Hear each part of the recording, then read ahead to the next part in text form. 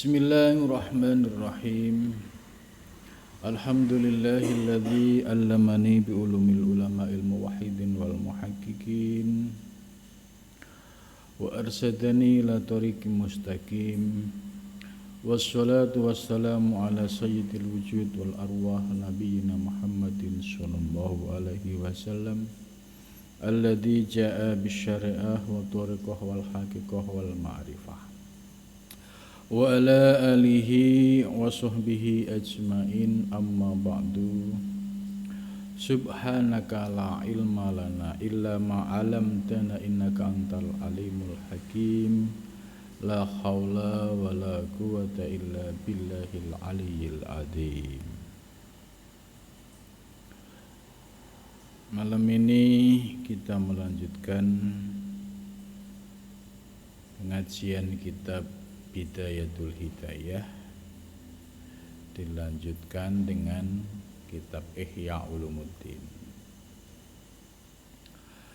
Pembahasan kitab Bidayatul Hidayah sudah sampai yaitu al-qaulu fi ma'asil qalbi. Pembahasan terkait maksiatnya hati.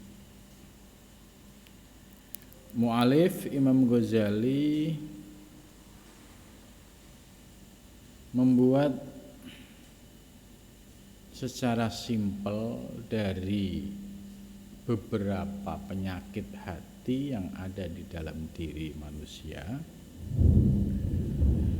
Yang dibahas di dalam kitab Bidayah ini hanya 3. Kalau penjelasan detailnya ada di kitab Ihya.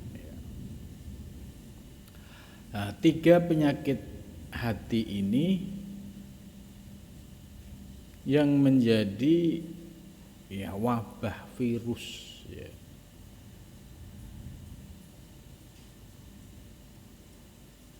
Tapi banyak yang tidak sadar tentang bahayanya wabah virus ini.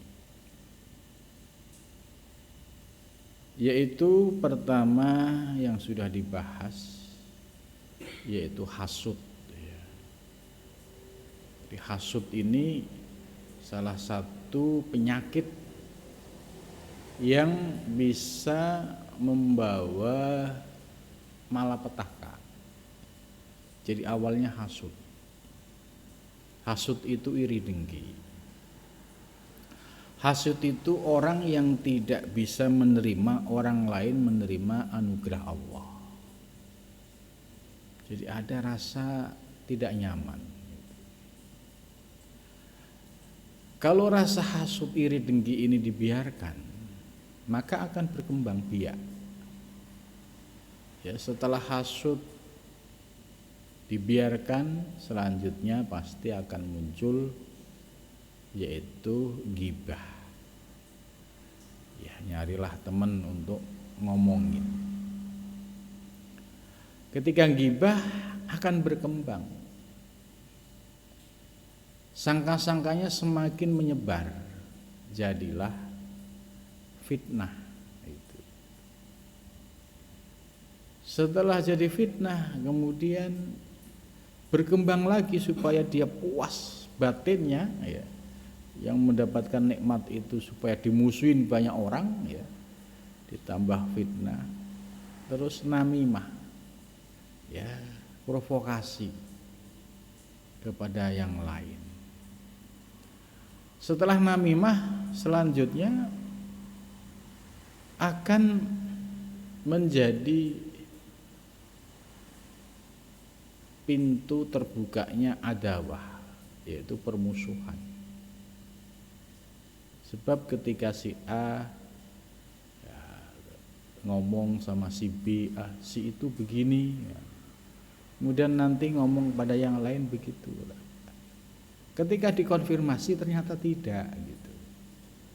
Jadilah ya adawah, yaitu permusuhan dan mukhasamah. Itu. Bahkan termasuk perang ya yang terjadi, yaitu semua berawal dari persoalan yang ada di dalam diri kita, setelah dideteksi, yaitu berawal dari hasud. Maka untuk menghilangkan sifat hasud, ya, hasud ini manusiawi. Setiap orang pasti punya sifat hasud. Tergantung bagaimana mengkontrolnya. Kalau dibiarkan, ya hasud ini ya tadi berbuah malapetaka, jadi permusuhan. Tapi kalau kita memiliki trik, ya, memiliki ilmu, ketika hasud ini muncul, langsung diputus, ya, yaitu dengan cara menutup pembicaraan.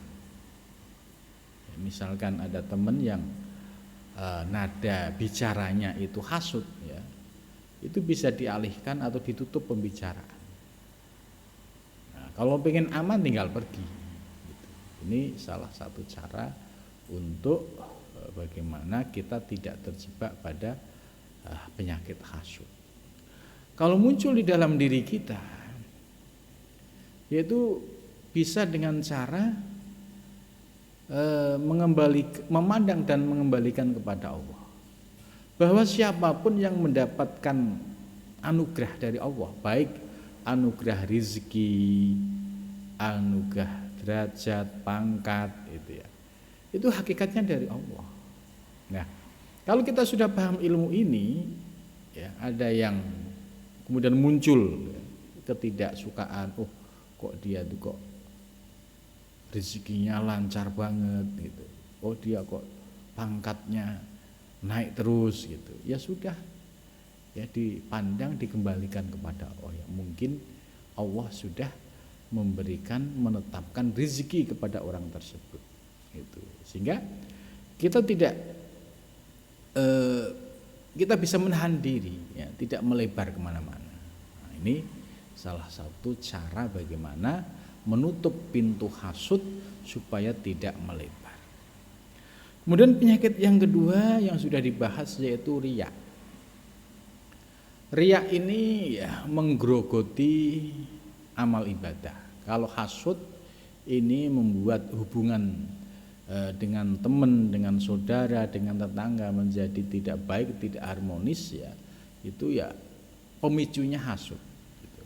Kalau berkaitan dengan ibadah, ya, apakah ibadah kita itu ada kualitasnya atau tidak?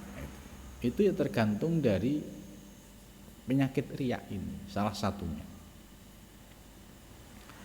Siapapun beramal, mau orang biasa, mau kiai, mau ajengan, ya, mau abuya gitu.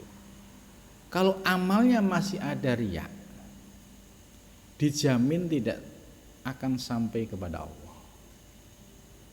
Karena riya itu orientasinya ketika beramal bukan karena Allah, tapi karena pengen dipuji oleh makhluk, pengen mendapatkan penghargaan dari makhluk. Ini godaan orang beramal itu pada riya. Ya, banyak orang terjebak pada riya, merasa nyaman dengan riya, ya, karena tidak tahu bahayanya penyakit riya. Karena itu Al-Quran, ya, sampai mengkritik, ya, mengkritiknya termasuk mengkritik keras, ya. Karena orang sholat dengan kalimat wailul lil musallin, gitu kan. Wail ini kan celaka, gitu. Lil musallin bagi orang yang sholat, gitu. Sudah sholat celaka lagi. Nah, ini kan artinya ada penegasan secara serius bahwa banyak orang yang sholat tapi tidak mendapatkan apa-apa, yaitu alladzina hum an sholatihim sahun, sholatnya dalam keadaan lalai. Kemudian yang kedua yuraun, sholatnya orientasinya hanya ingin dilihat makhluk. Jadi bahaya banget, ya, kalau orang beribadah, ya, semestinya tujuannya karena Allah, Tapi karena ada riya, riya ini siapa yang menggerakkan? Ya iblis. Ya, karena iblis sudah bersumpah pada Allah. Wallahi, demi Allah, la uhwiyannakum ajmain. Sungguh aku akan sesatkan seluruh anak cucu Adam. Illa ibadaka wahil mukhlasin, kecuali hamba-hambamu yang ikhlas.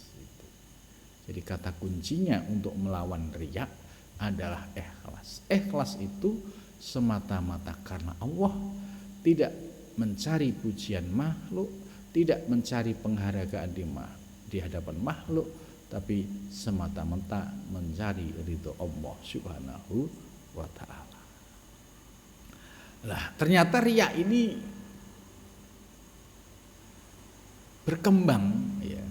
Bahkan di sini ada 5 macam riya. Ada yang riya dengan badannya, ya seperti menampilkan badan kurus kering supaya disebut ahli ibadah. Ini juga riya kalau niatnya seperti itu. Kemudian ada juga dengan pakaian. Ya, kemana-mana pakai pakaian gamis misalnya, supaya orang pada tahu bahwa dia sekarang sudah lebih baik dari kemarin.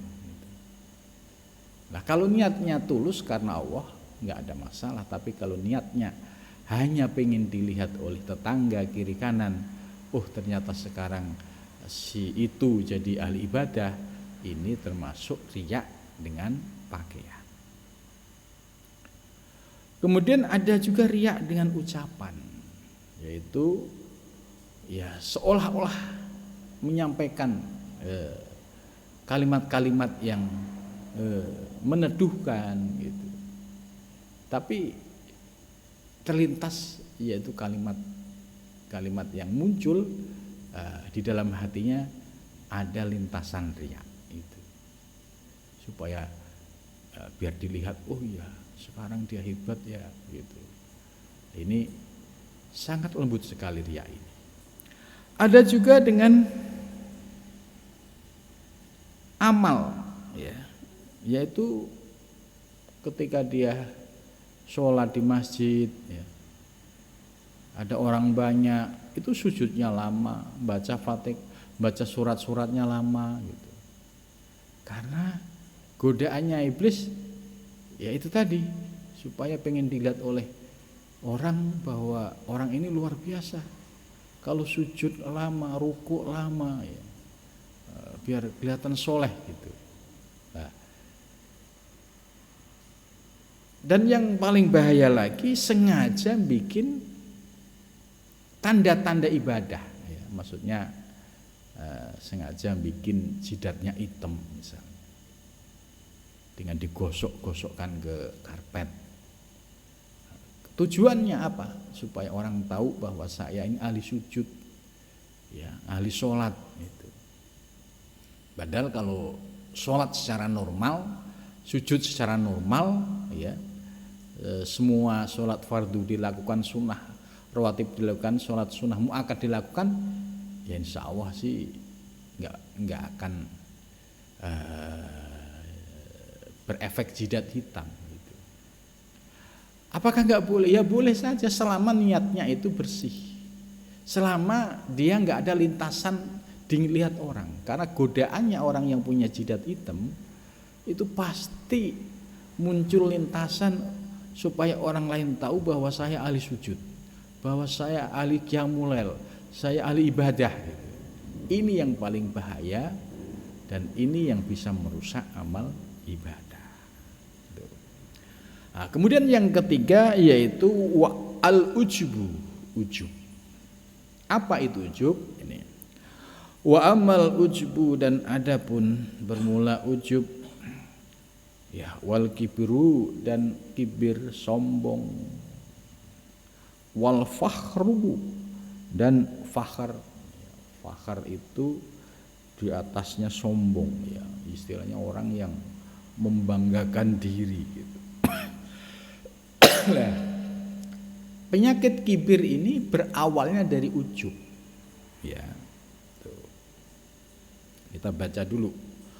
Fahuwa maka bermula ujub, ad-da'u itu penyakit, al-udholu yang gawat ya, atau bahasa itu yang akut itu. Wahwa bermula ujub nadrul abdi, yaitu melihatnya hamba ila nafsihi kepada dirinya, bi ainil izzi dengan pandangan kemuliaan, wal istidhami dan keagungan. Jadi ujub itu yaitu pandangan seorang hamba dalam melihat dirinya itu merasa dirinya itu ya, orang mulia itu. Wal istidham dan orang agung. Wa ila ghairihi dan melihat kepada yang lainnya bi ainil ihtiqori dengan pandangan meremehkan itu, wadili dan menghinakan. Ini ya definisi ujub itu. Lah, sekarang kita cek dalam diri kita apakah ujub ini ada enggak ya. Jadi ujub tadi yaitu merasa dirinya agung mulia, kemudian memandang orang yang lain ya rendah, ya, hina. Itu. Nah, ini kenapa bisa seperti ini? Ya karena ada bisikan iblis. Bisikan iblis masuk ke dalam diri setiap orang. Setiap orang pasti ada potensi ujub, itu pasti ada. Yaitu merasa dirinya, misalkan bagi orang yang berilmu ya, merasa dirinya yang paling alim gitu. Kalau sudah merasa paling alim, ujubnya muncul. Ada juga yang merasa paling kaya. Ya, ini juga ujub. Ya, dalam bentuk fisik ada yang merasa paling ganteng, paling cantik. Orang yang muncul perasaan merasa tadi, merasa pinter, merasa alim, merasa hebat, merasa kaya, merasa ini hanya perasaan sebenarnya. Perasaan yang digerakkan, yang dibisikin oleh iblis ya, bahwa Anda itu paling baik gitu. Karena iblis membisiki untuk melihat diri, maka terus diprovokasi, kamu hebat ya, Anda itu wah nggak ada tandingannya gitu. Itu yang lain itu di bawah Anda semua itu. Ini bisikan-bisikan iblis itu nyata. Ya. Kalau orang yang sudah paham ilmu tasawuf bahwa iblis ini bisikan, bahwa ujub ini bisikan iblis, maka harus bisa dicari akarnya. Akar daripada ujub yaitu lupa memandang Allah. Contoh, orang yang ahli ibadah itu bisa muncul ujub karena lupa Allah. Selesai, misalnya dia ahli ibadah, sholat 5 waktu lah. Sholat 5 waktunya selalu ke masjid. Ini bagus, ya. Dan tidak pernah telat. Ini bagus. Tapi pada saat ada seorang hamba yang bersungguh-sungguh ya, ingin ibadah di jalan Allah ya, sholat 5 waktu di masjid ya, itu iblis akan masuk membisikinya. Wah, Anda hebat itu. Enggak ada orang yang menandingi Anda. Bayangkan Anda sudah kaya raya, sholatnya 5 waktu di masjid. ya, baik fardu maupun sunah-sunahnya. Ya. Ini cara iblis masuk membisiki ya orang tersebut. Kalau terpancing, oh iya luar biasa, hebat saya berarti. Oh itu, wah itu nggak ada apa-apanya. Itu kalau subuh malah nggak pernah hadir gitu. Oh itu nggak ada banyak itu, kalau duhur nggak pernah datang, itu sibuk kerja gitu. Akhirnya mencari kekurangan-kekurangan orang lain ya supaya posisi dirinya tetap paling atas. Nah ini akar dari penyakit ujub itu. Kalau seandainya dia paham ilmu tasawuf, ya, misalnya mulai dari berangkat ya ke masjid sudah ingat jawaban hayya 'alas shalah, ya, la haula wala quwata illa billah, mestinya dia berangkat ke masjid itu tidak merasa punya kekuatan dan daya apa-apa. Semua daya dan kekuatan dari Allah. Bisa melangkah ke masjid, anugerah Allah. Bisa sholat jamaah ke masjid, anugerah Allah. Ini kalau orang yang paham ilmu kemudian dipraktekkan, terus dia bisa memandang hakikat ibadah ini anugerah dari Allah. Karena itu anugerah tidak layak untuk kita banggakan.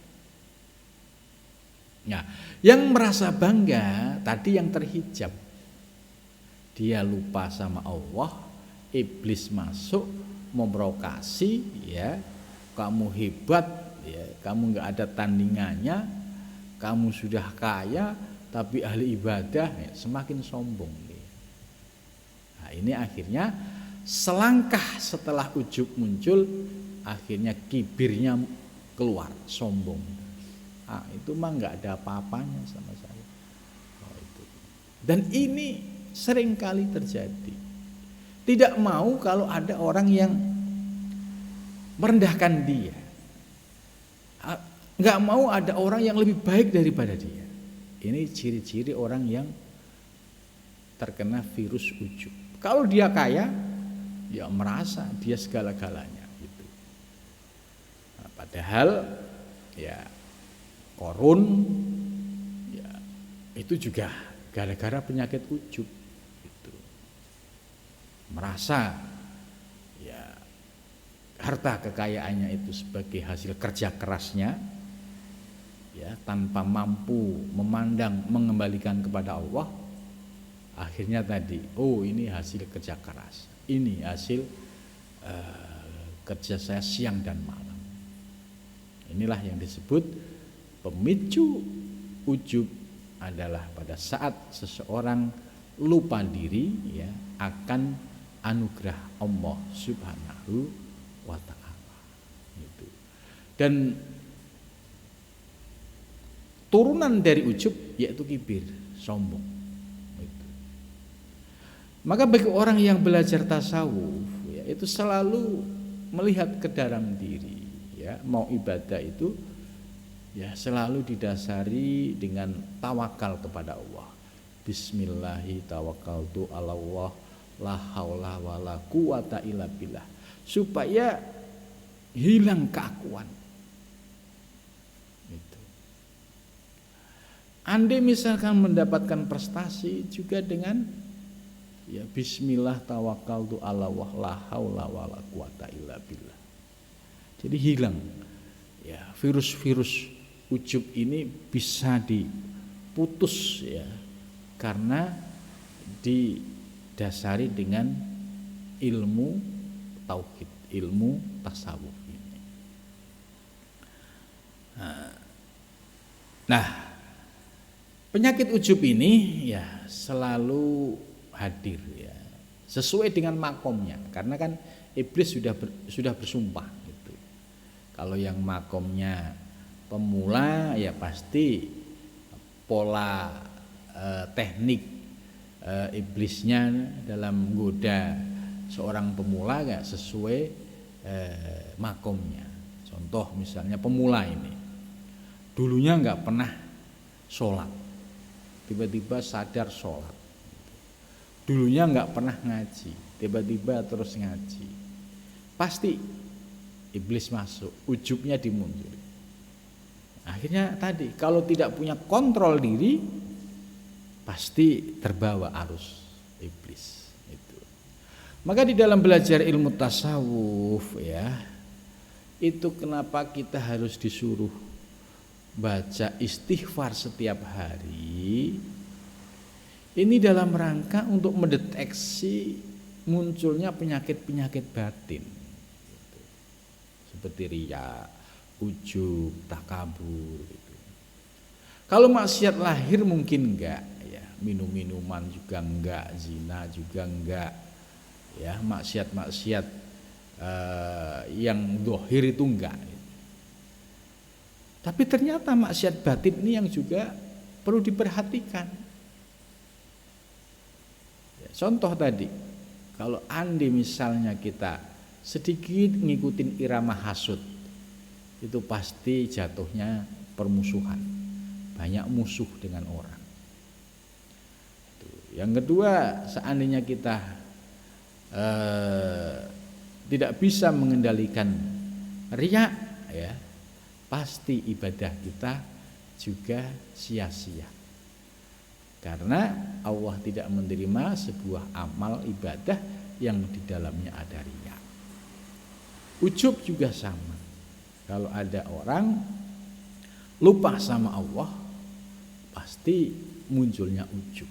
Nah, dalam penjelasan berikutnya ya, sudah jelas bahwa ujub itu memandang dirinya hebat, terus memandang orang lain hina, ya bahkan ya lebih rendah gitu. Wa natijatuhu, dan bermula natijahnya ujub. Natijah itu hasilnya, buah. Alal lisani, atas lesan, ayyakulah hendak berkata ana wa ana gitu. Maksudnya buah orang yang terkena penyakit ujub ya, yaitu lesannya mudah berkata, ini gara-gara aku gitu. Ini kalau nggak ada aku nggak bisa. Itu dia begitu karena aku gitu. Ini semua gara-gara aku gitu. Maka di sini disebut ana wa ana gitu. Keakuannya muncul tanpa mampu mengembalikan kepada Allah Subhanahu wa ta'ala. Kama qala, sebagaimana berkata siapa iblis al-la'in yang terlaknat, ana khairum minhu, ana bermula aku itu khairun, lebih baik, minhu dari Adam. Jadi iblis pada saat disuruh sujud, malaikat ya, awalnya malaikat iblis nih. Malaikat pada saat disuruh sujud kepada Adam, fasajadu, semua sujud. Illa iblis, kecuali iblis. Jadi iblis ini malaikat yang ingkar, yang menentang kepada Allah. Aba wastakbar, dia menolak. Karena apa? Merasa hebat. Gitu. Terus kalimat lain, redaksi lain, kenapa kamu gak mau sujud sama Adam? Ana khairun minhu. Buat apa aku sujud sama Adam? Wong aku lebih baik dari Adam. Khalaqtani minar, engkau ciptakan aku dari api, api lebih baik ya. Wa khalaqtahu min tin, sedangkan Adam engkau ciptakan dari tanah. Itu. Jadi virus ujub, virus kibir, riya dan hasud itu semuanya bersumber dari iblis. Itu. Maka kalau kita nggak ngaji tasawuf begini, ya sulit untuk deteksi penyakit-penyakit batin, itu sulit gitu.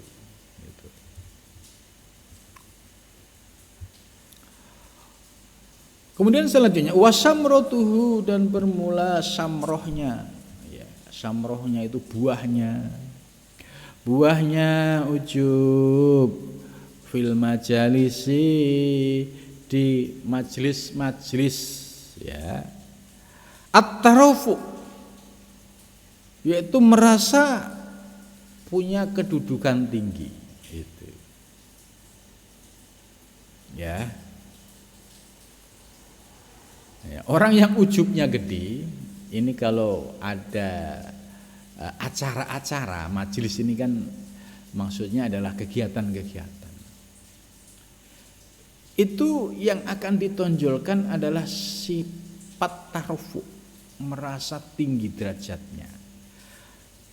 Wa taqaddum, dan merasa ya perlu mendapatkan prioritas, gitu.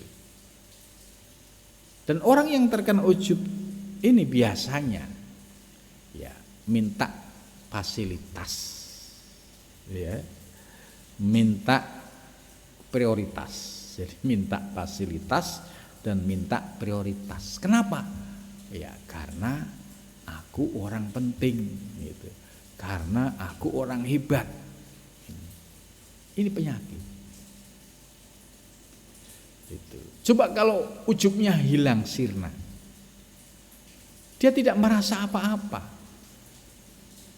Ya banyak kiai-kiai ulama-ulama besar, ya, itu ketika datang di sebuah majelis tidak nuntut harus duduk di paling depan.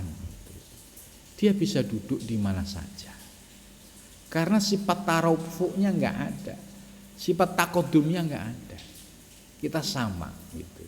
Siapa yang dahulu ya sudah di depan. Kalau saya di belakang ya karena memang saya datangnya akhir, gitu. Tidak sampai harus mendapatkan prioritas tadi, ya harus mengalahkan ke yang lain. Nah, ini agak sulit memang, sulit bagi orang yang terkena ujub tadi. Misalnya ya salah tempat duduk, ya itu bisa marah-marah kepada panitia, gitu. Kamu itu tidak menghargai siapa saya, gitu. Masa saya harus duduk di sini? Nah, ini. Tapi kalau orang yang alim, alama, ujubnya nggak ada, dia merendah, nggak apa-apa di sini aja, sama aja, gitu. Jadi bahaya sekali penyakit orang ujub dan takabur. Termasuk penyebab ujub itu apa? Ya, ini tidak dijelaskan di sini, tapi saya memberikan ya penjelasan yang substansinya itu terkait dengan ujub. Yaitu ketika orang-orang yang sudah mendapatkan kedudukan dan gelar-gelar duniawi, gitu ya. Contoh misalnya profesor, doktor, gitu. Ini kalau hatinya nggak dikasih asupan ilmu tasawuf, itu ya bisa dibuktikan lah. Kalau ada orang yang bertintel ya panjang terus tidak disentuh dengan ilmu tasawuf, itu pasti ujubnya tinggi, gitu. Takaburnya tinggi, karena sudah merasa saya ini sudah di atas rata-rata, gitu. Ini bahayanya juga, gitu. Tapi ada juga yang punya titel blerot, ya, tawaduknya tinggi, karena dianggap ini hanya titel urusan akademis, bukan kemuliaan di sisi Allah, nggak ada pengaruhnya.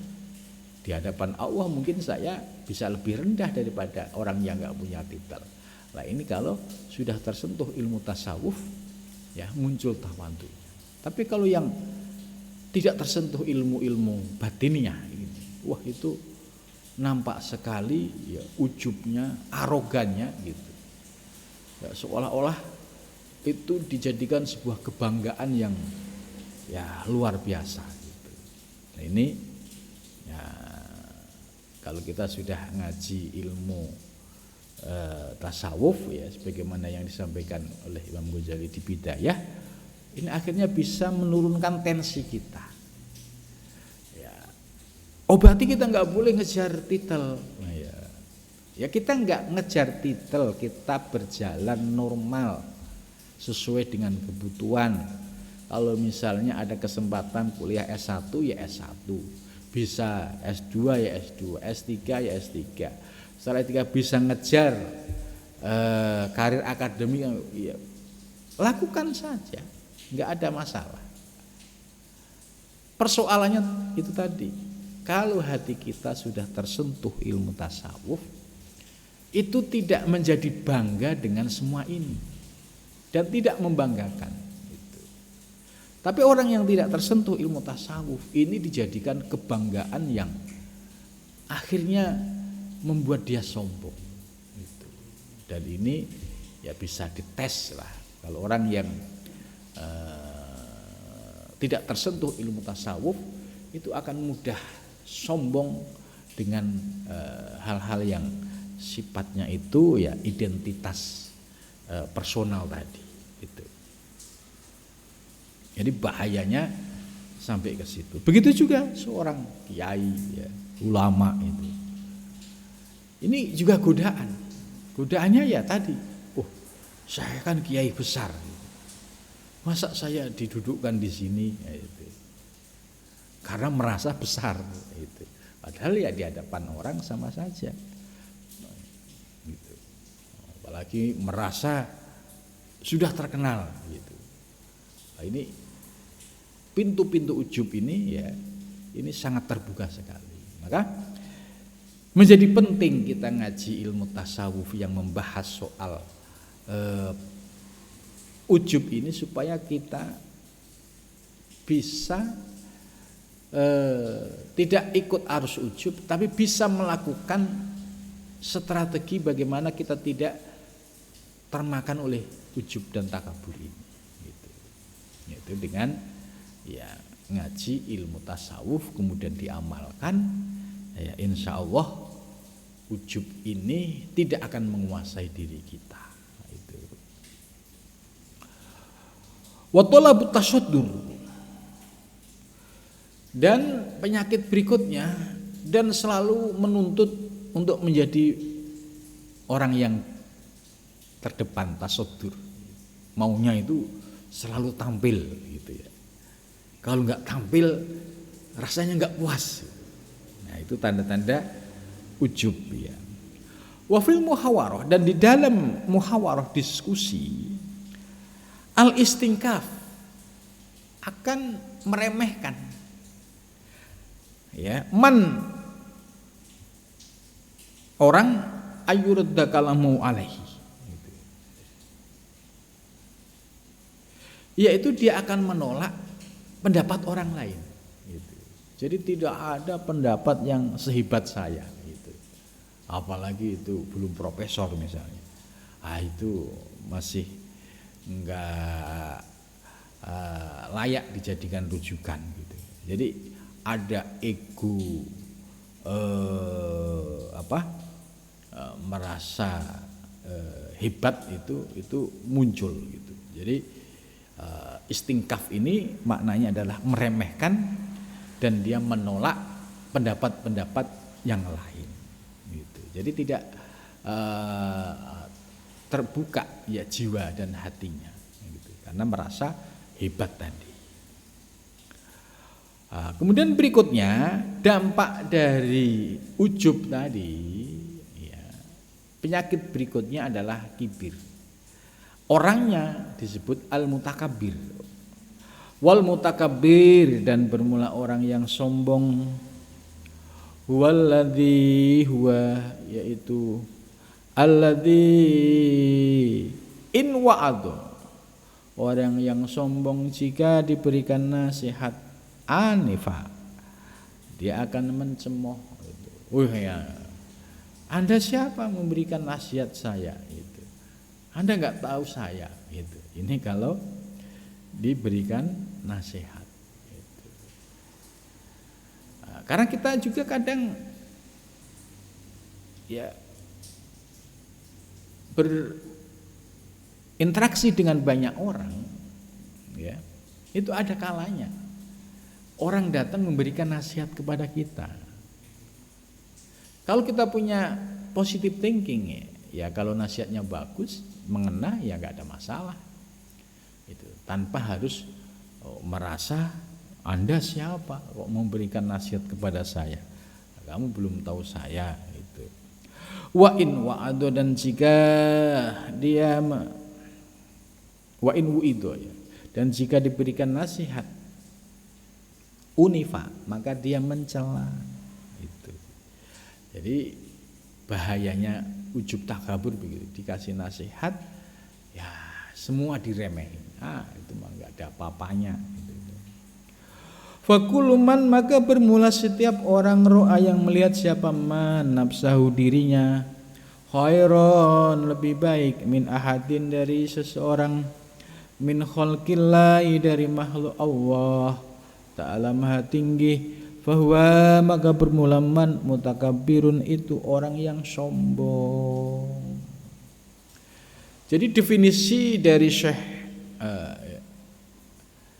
Imam Ghazali ini bahwa sombong itu adalah orang yang melihat dirinya lebih baik dari orang lain, yaitu sama-sama makhluk Allah. Nah, ini namanya mutakabbir. Bal yang bagi bahkan seyogyanya laka bagimu anta'lama hendak mengetahui annal khaira sesungguhnya kebaikan ya man huwa khairun indallah. Jadi ketahuilah bahwasanya kebaikan ya sesungguhnya itu dari Allah Subhanahu wa taala. Fi daril akhirati, di kampung akhirat. Wa dzalika, dan demikian itu ghaibun ya tidak nampak.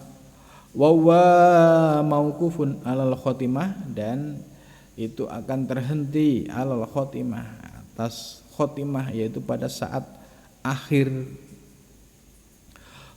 Fa i'tiqaduka, maka bermula i'tiqadmu fi nafsika, pada dirimu, annaka sesungguhnya dirimu khairun itu lebih baik min ghairika dari orang lain, jahlun mahdun itu bodoh yang murni gitu. Jadi kalau ada orang perasaannya merasa hebat, itu enggak ada orang lain sehebat saya, ketahuilah bahwa itu jahlun mahdun, yaitu ya benar-benar bodoh itu.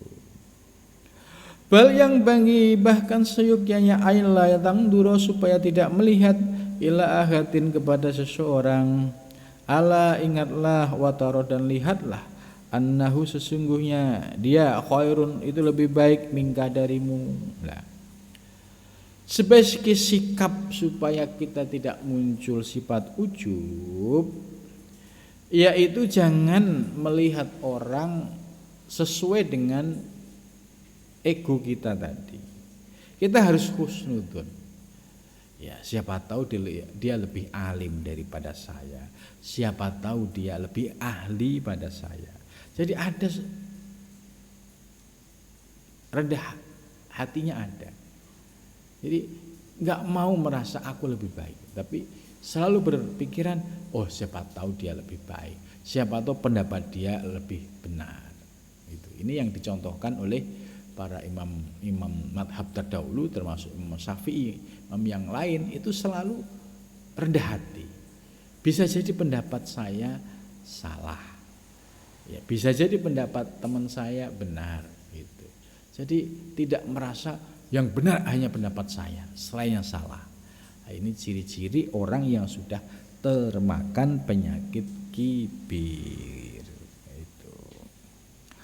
Wa annal fadla lahu ala nafsika fa in ra'aita saghiran qulta hadza lam ya'sillah wa ana asyaiduhu. Jadi kalau melihat dirimu merasa paling baik ya, kemudian merendahkan yang lain, ketahuilah bahwa ini sesungguhnya Anda sedang bermaksiat kepada Allah, sebab ya yang lebih tahu ya, tentang kualitas Anda di hadapan Allah ya Allah. Kalau Anda merasa hebat itu hanya persepsi Anda. Itu belum tentu di hadapan Allah juga Anda hebat. Itu cara untuk mengurangi tensi ujub pada diri kita. Itu selalu positive thinking, selalu rendah hati. Ya siapa tahu dia lebih hebat, lebih pintar. Itu. Falasaka, maka tidak ada keraguan annahu khairun minni, bahwa dia lebih baik dariku. Itu selalu husnudon, selalu rendah hati. Ini ciri, ini salah satu teknik untuk menghilangkan ujub dan takabur. Wa in ra'aita kabiran, jika kamu melihat orang yang lebih gede gitu. Qultu hadza qad abadallahu ta'ala qabli. Ya, kalau orang melihat orang lebih senior, ya tetap takdim, ya. Ya, beliau lebih baik dari saya. Usianya lebih sepuh, berarti ibadahnya kepada Allah lebih banyak daripada saya. Gitu. Saya masih muda, ya belum tentu ibadah saya itu sebaik dia. Gitu. Fala syakka anna khairun minhu. Qad ambatni fala syakka anna khairun, maka tidak ada keraguan bahwa dia lebih baik daripada saya. Wa in kana aliman, dan jika bertemu dengan orang yang alim, kulta, maka kamu berkata hadza di malam ukti, hadza ukto malam ukti, gitu ya. Ini adalah pemberian yang tidak diberikan, gitu. Jadi artinya ya bisa jadi orang selain saya banyak yang pintar, gitu.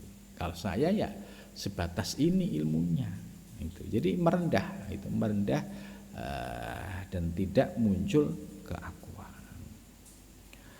Kaifa akunu mislahu wa in kana jahilan, dan jika ketemu dengan orang yang bodoh, qultu hadza qad asma yajhalu ana asaitu bi ilmin, gitu. Kalau ketemu orang yang lebih bodoh, dia juga bisa tawantu, gitu. Ya. Qad asawwah bi jahlin wa ana asaituhu bi ilmin.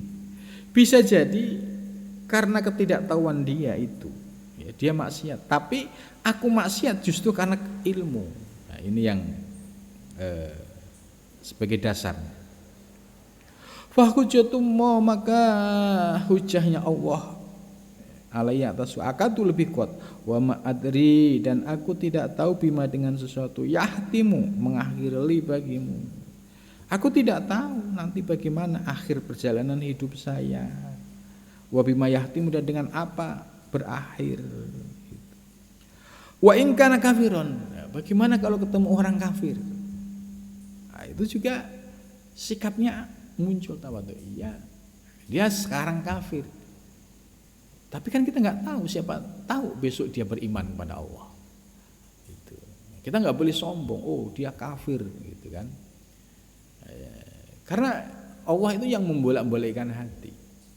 Kalau sampai yang kafir kamu cela, terus tiba-tiba besok mendapatkan hidayah Allah, berubah menjadi lebih baik, sementara Anda yang sombong merasa beragama, sombong, dibalik oleh Allah menjadi kafir, kan menjadi sedih, gitu.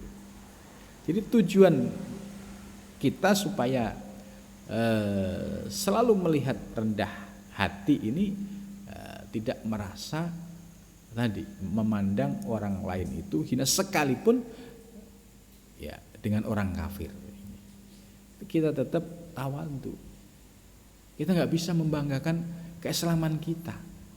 Banyak orang yang bangga dengan Islamnya, tiba-tiba di akhir perjalanan hidupnya dia menjadi kafir, kan sedih. Tapi banyak orang yang awal perjalanan hidupnya dia kafir, akhir hidupnya menjadi muslim, beriman. Itu. Jadi dengan peristiwa-peristiwa ini akhirnya tidak berani sombong, ya itu. La adri, aku tidak tahu, asa ayyaslima, siapa tahu dia suatu saat dia muslim, wa yahtima, dan dia ya berakhir lahu baginya bi khairul amal, dengan amal yang baik, gitu. Akhirnya dia masuk ke dalam Islam. dan seluruh dosanya diampuni oleh Allah Subhanahu wa taala. Jadi wa amma ana wal iyadu billah. Jadi mu'alif menjelaskan mudah-mudahan kita berlindung ya kepada Allah, dijauhkan dari penyakit ujub ini, karena ujub ini kalau kita biarkan pasti menghasilkan penyakit sombong. Ya, sombong ini bisa terjadi kepada siapapun. Untuk bisa menghilangkan ujub dan takabur, yaitu dengan cara memahami bahwa hakikat kita bisa ibadah, kita menikmati fasilitas hidup, semua itu mutlak anugerah Allah Subhanahu wa taala. Kalau kita bisa memandang semua anugerah Allah, pasti kita nggak mau melihat orang lain lebih baik. Tidak akan malu kalau dia muncul ujub dan muncul takabur itu. Mudah-mudahan dengan penjelasan ujub dan takabur ini dapat kita amalkan dalam kehidupan sehari-hari. Amin ya rabbal alamin.